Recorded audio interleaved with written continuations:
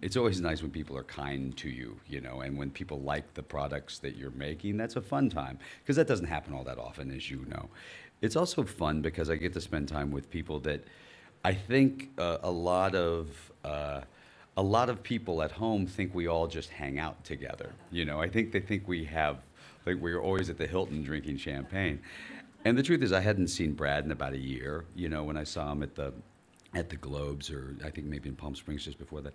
So it's fun to catch up, and it's fun to see people that I like and that I haven't seen in a long time, and get to meet people. I've gotten to spend some time with Gary Oldman, who I really have enjoyed spending time with. So all of the other part of it, the sort of competition part of it, that seems to be a favorite topic of people. They love to pit Brad and I against each other, to coin a phrase. And the truth is, we're buddies, and I have nothing but, I just really enjoy being around him and seeing him and being around all of my other friends. It is a nice time of the year for us that we get to get together and pay respect. It's really nice. I'm deeply honored to be part of it, and I've decided that just to completely embrace it, and I'm having the time of my life. I'm having it's a fairy tale. Just a shift of perception. I think you can either be incredibly sort of overwhelmed by it, or embrace it and run with it. So I'm thrilled and having a ball. I mean, I'm hanging out there with George Clooney and Brad Pitt. Although I've been privileged enough to be nominated before, I've never made it to the luncheon before. I've always been working.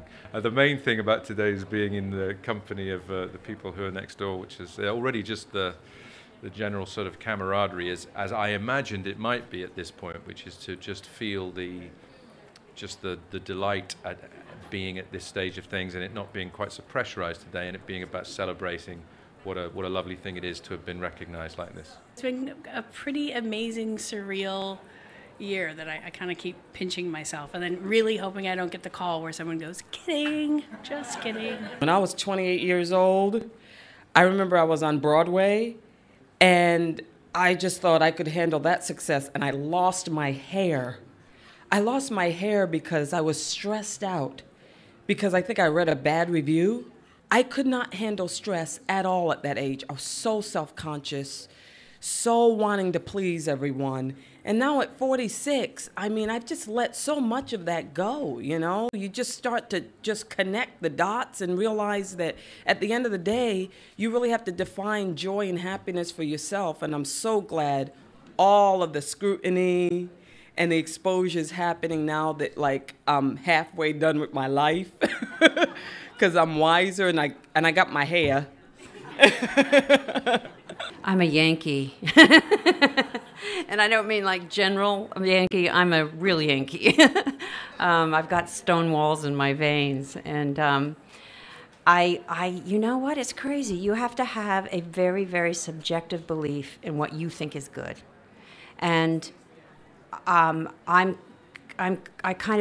love telling stories that I think will actually have an emotional connection with people. And as an actress, I like to be challenged in, by something that I've never tried before. So this had all those elements.